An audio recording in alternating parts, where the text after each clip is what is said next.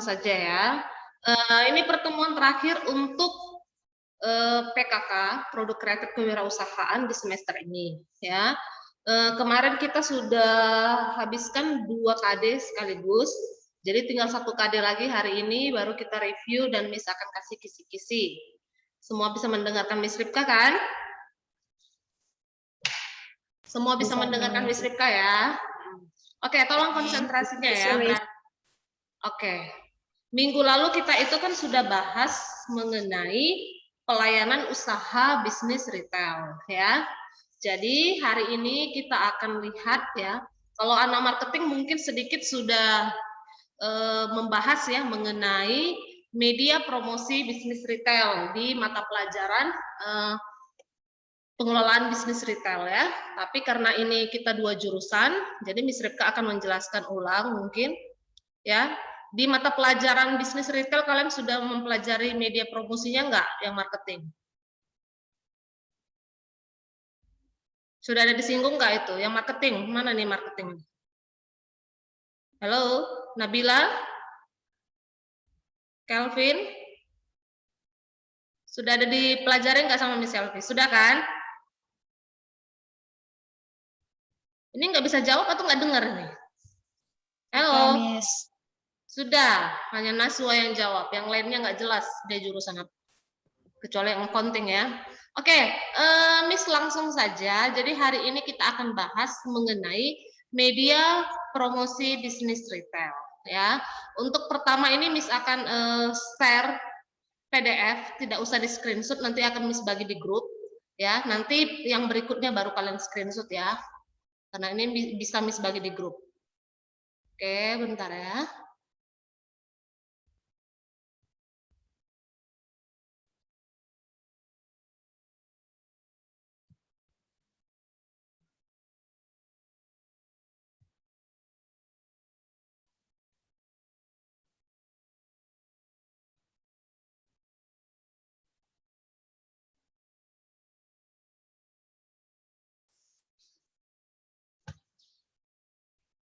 Oke, semuanya perhatikan, bisa dilihat di layar ya, media promosi ya. Langsung saja ya, kemungkinan kalian sudah tahu apa itu promosi ya. Kalau dibilang promosi, yang ada di pikiran kamu apa, Karen? Kalau dibilang promosi? Memasarkan atau pemasaran gitu, Miss.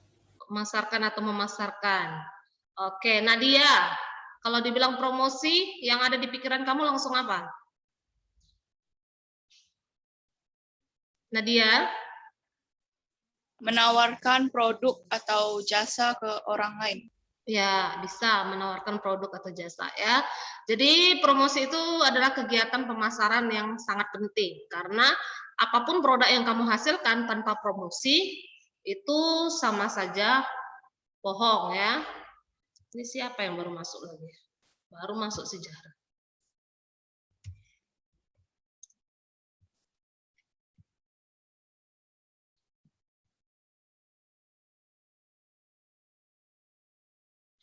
Oke, jadi pemasaran tidak hanya berhubungan dengan harga, ya.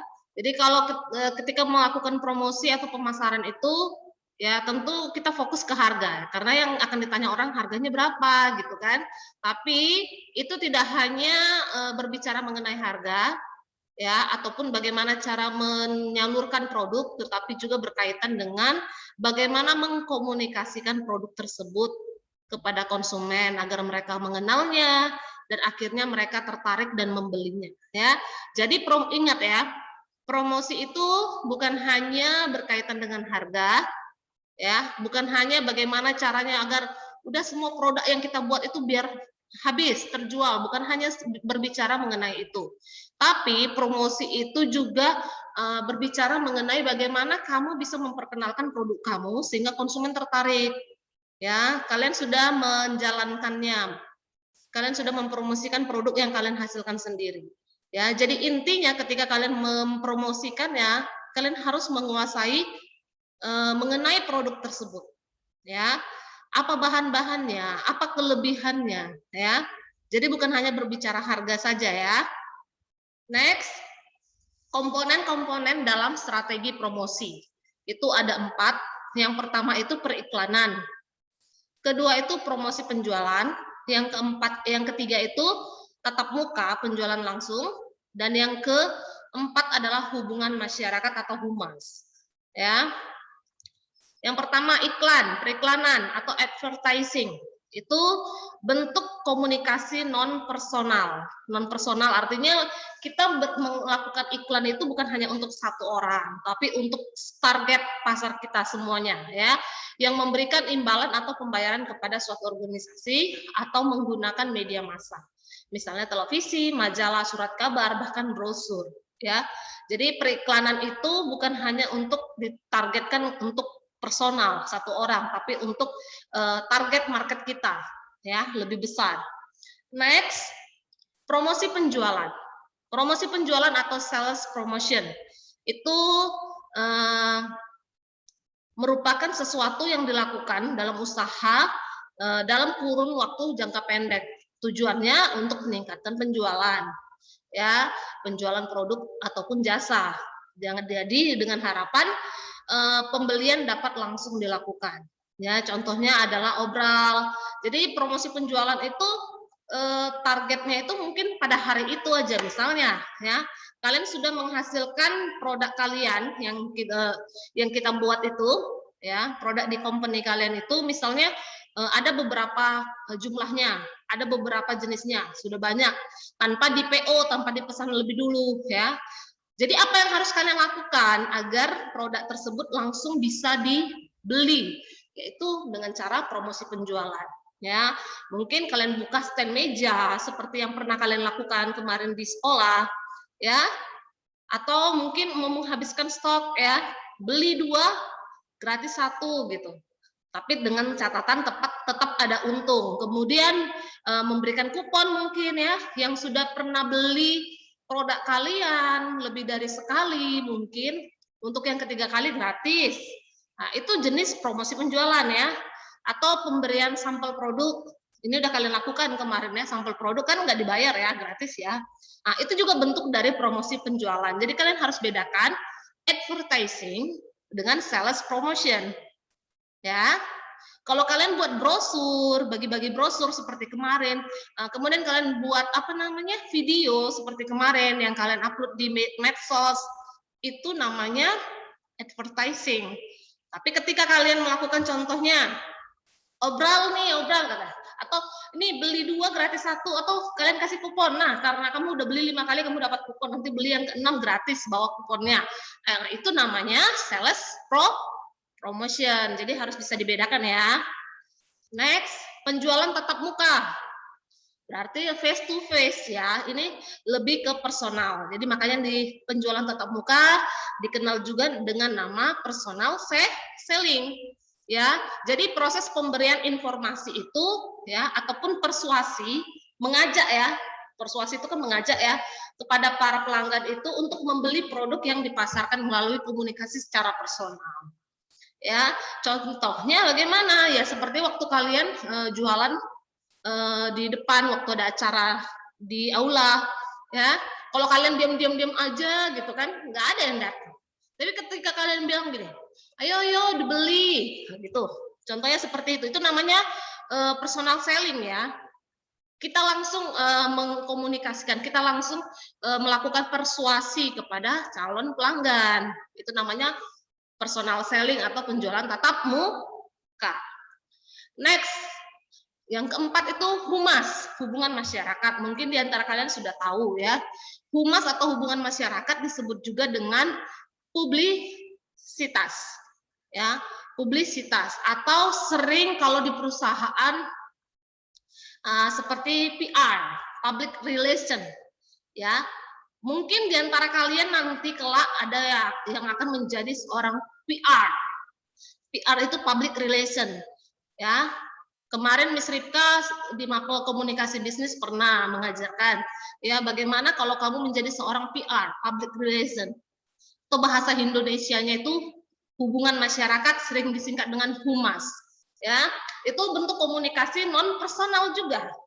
Jadi bukan hanya ke satu orang kita melakukan komunikasi, tapi kita bisa itu melakukan untuk mempromosikan atau memberikan informasi mengenai produk ataupun jasa, ya, atau mempublikasikan mengenai produk ataupun jasa, ya, kepada orang yang lebih banyak, massa yang lebih banyak, ya.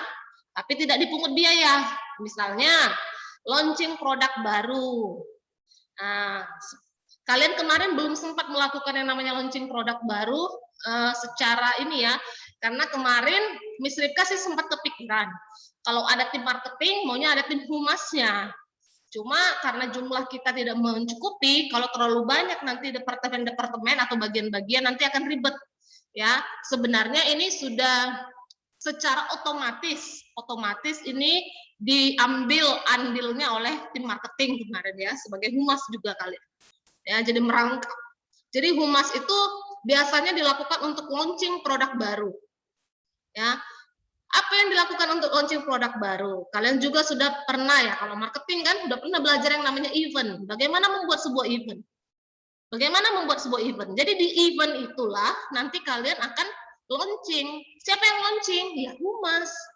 Nah, karena nggak ada humasnya ya di marketing. Seperti itu ya. Perkenalkan nih produk baru kami. Yang artinya humas ini sebagai perwakilan dari company untuk memperkenalkan produk kita ke masyarakat ya. Itu ya, bedakan ya. Ini dia tadi strategi promosi. Jadi ini tadi komponen strategi promosi ya. Yang pertama periklanan. Harus dibedakan, ini tidak sama semuanya ya. Periklanan, ya, seperti kalian buat brosur, seperti kalian buat video iklan kalian, itu periklanan. Kemudian promosi penjualan, mungkin mengadakan pembagian kupon, ya. Kemudian penjualan tatap muka, langsung kalian mengadakan persuasi, ya, atau mengadakan pendekatan kepada konsumen, ya, itu penjualan tatap muka. Dan yang terakhir itu humas, hubungan masyarakat. Ya, ini biasanya dilakukan di awal launching produk baru dengan membuat sebuah event dihadiri oleh tamu ataupun undangan yang kita harapkan. Oke ya, inilah dia 4 komponen strategi promosi. Next, tujuannya apa? Ya, daya tarik khusus, meningkatkan penjualan, membangun loyalitas. Pertama, daya tarik khusus. Promosi dapat memberikan daya tarik khusus bagi para pelanggan. Adanya promosi produk dengan harga lebih murah membuat pelanggan tidak segan untuk mengantri atau turun langsung berdesak-desakan agar mendapatkan produk unggulan. Ya, jadi tujuan promosi itu kamu harus bisa menunjukkan apa sih daya tarik kelebihan dari produk kamu. Selain di harga, kita bisa main di kualitas. Selain di kualitas, kita bisa main di desain. Selain desain, kita bisa main di apa? Teknik promosinya. Contohnya tadi pembagian kuponnya. Bagaimana caranya ya? Pokoknya bagaimana caranya menarik atau membuat konsumen tertarik terhadap produk kita. Next, meningkatkan penjualan. Ya, tentu dengan adanya promosi diharapkan penjualan akan lebih meningkat. Pasti berbeda ya. Produk yang tidak dipromosikan dengan produk yang dipromosikan tentu tingkat penjualannya akan berbeda. Ya, biasanya strategi ini dijalankan pelaku usaha yang memiliki stok cukup melimpah. Jadi promosi dilakukan untuk menghabiskan stok bisa juga atau mempercepat perputaran uang agar break even point-nya cepat terrealisasi. Yang berikutnya membangun loyalitas, kesetiaan, ya, kesetiaan pelanggan. Jadi untuk membangun loyalitas itu siapa yang keluar? Jadi untuk membangun loyalitas dari pelanggan itu, ya, kita bisa lakukan dengan membangun apa? Dengan melakukan promosi. Bentar ya, chat siapa nih? Kenapa sih Zahra miss izin toilet? Baru masuk deh izin toilet. Bentar ya, siapa yang ini mau di-admit? Nadia.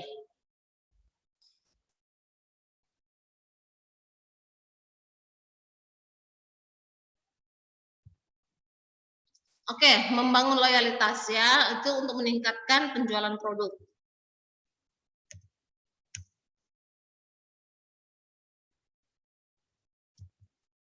Oke, manfaat dari promosi itu sendiri. Pertama, ini nanti Miss bagi PowerPoint-nya ya, nggak usah di SS, nanti yang berikutnya aja. Kalian cukup dengar, pahami.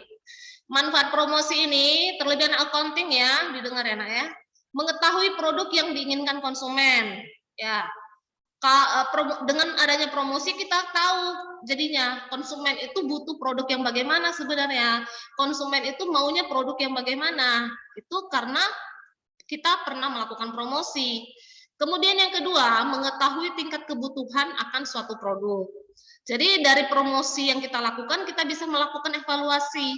Oh, ketika kita melakukan promosi kemarin, ya, dengan bentuk yang seperti ini, ternyata banyak yang lebih suka dengan rasa coklat. Oh, banyak yang lebih suka dengan rasa matcha. Oh, ada yang request pakai keju dan sebagainya, ya. Kemudian yang ketiga, untuk mengetahui cara pengenalan dan penyampaian produk. Pasti, karena tadi Miss Ripka sudah katakan kamu harus menguasai produkmu sebelum melakukan yang namanya promosi. Kemudian mengetahui harga yang sesuai dengan kondisi pasar. Bagaimana? Ketika kamu melakukan promosi kan ada nanti itu tanggapan dari calon customer. Ih, mahal banget. Nggak bisa ya segini, contoh. Atau, ih murah ya daripada yang produk sebelah. Jadi kita kan tahu nih produk kita kemahalan kah? Sudah standar kah atau bagaimana? Ya, dari promosi tadi. Kemudian mengetahui strategi promosi yang tepat. Kemarin kita melakukan promosi dengan strategi yang ini, ternyata nggak cocok untuk produk kita. Oh, kemarin kita melakukan promosi dengan strategi ini. Akibatnya apa? Oh, penjualan banyak. Nah, jadi dari promosi-promosi itu kita bisa tahu strategi mana yang cocok untuk produk kita. Ya.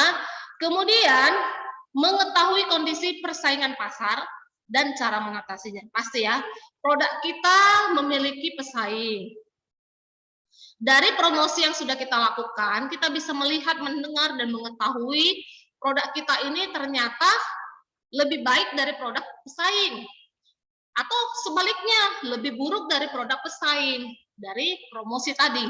Kemudian, menciptakan image produk dengan adanya promosi, pasti ya. Jadi orang, makanya kalau untuk tim marketing ataupun tim advertising, kalau kalian buat sebuah promosi, kalian harus buat sesuatu itu yang berkesan, yang belum pernah ada, yang unik, ya, yang menjadi maskot, ya, atau image, brand image produk kalian.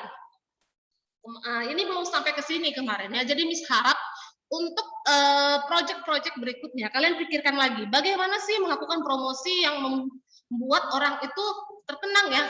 Ini ciri khas produknya ini. Ya, contohnya ya Aqua. Kalian semua tahu produk Aqua kan? Nah, kalau dibilang Aqua orang langsung tahu tuh nadanya. Aqua, teng teng teng teng teng teng. Nah, itu jadi ciri khas mereka.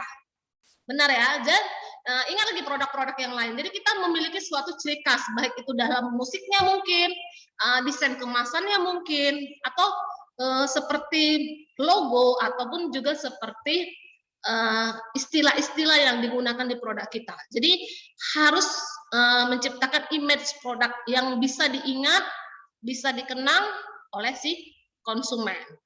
Ya, itulah manfaat dari promosi ya. Siapa saja sasarannya? Di sini dibagi 3 golongan ya. Yang pertama itu anak-anak, yang kedua itu remaja, dan yang ketiga itu orang dewasa.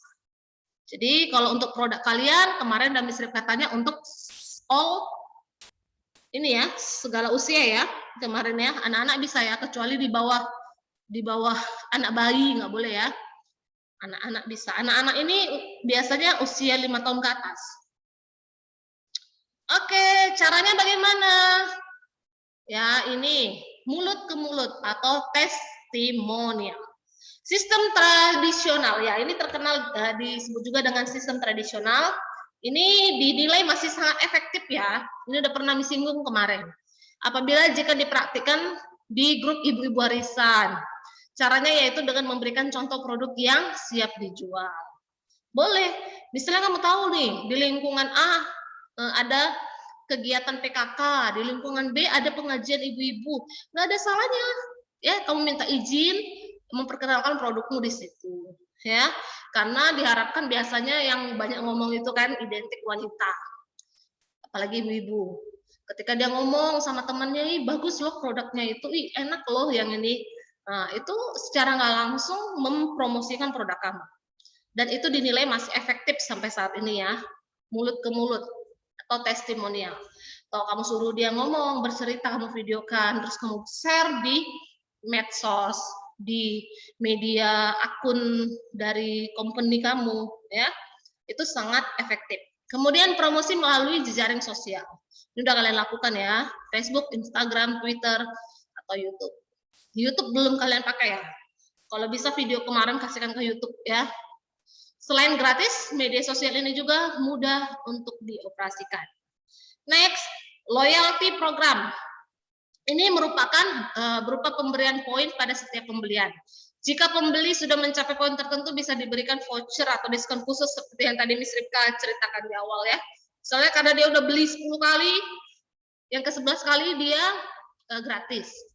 Ya, jadi dia setiap beli kamu kasih kupon, setiap beli kasih kupon.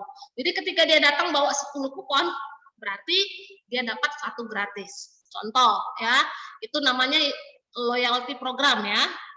Kemudian upselling, itu mempromosikan produk pada saat pembeli sedang berinteraksi dengan penjual. Jadi tapi di sini harus hati-hati ya saat melakukan upselling agar pembeli tidak merasa dipaksa membeli produk. Contohnya gini, kalau ibu beli sekarang nih, kita ada promo hari ini gitu, hanya hari ini gitu. Besok juga dibilang hanya hari ini, minggu depan juga dibilang hanya hari ini. Itu teknik ya, itu taktik ya, taktik penjualan. Itu namanya upselling. Tapi harus hati-hati, jangan sampai kesannya memaksa mereka membeli. Ya.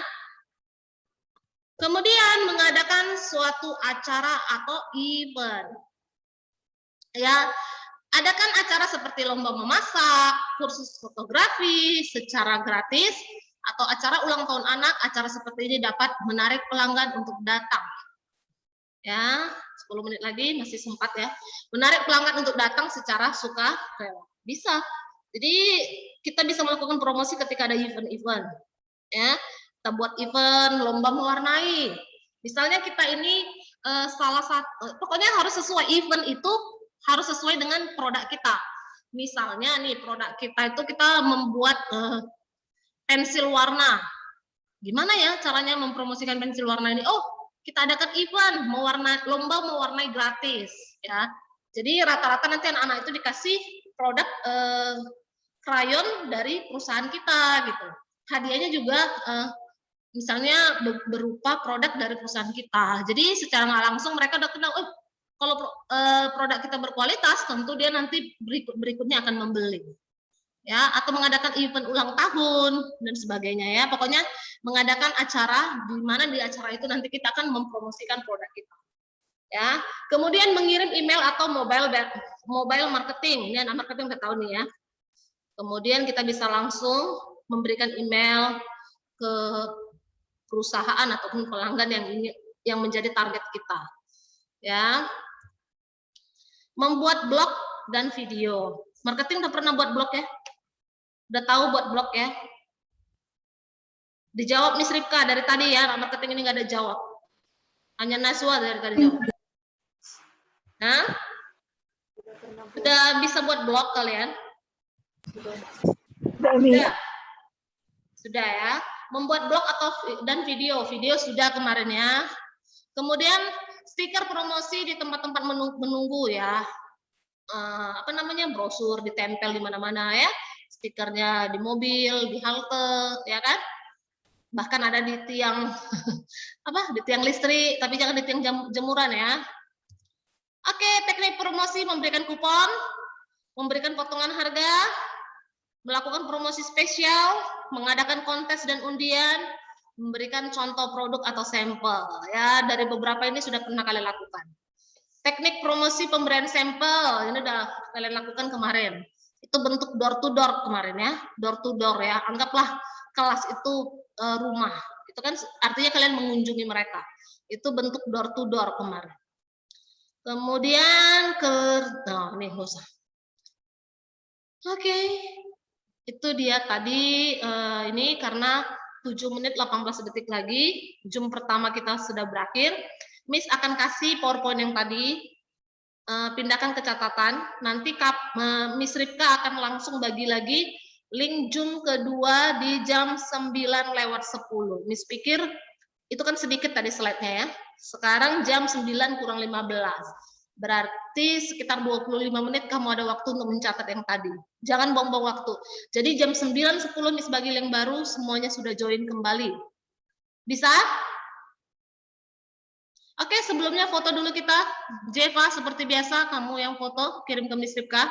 Hitung ya.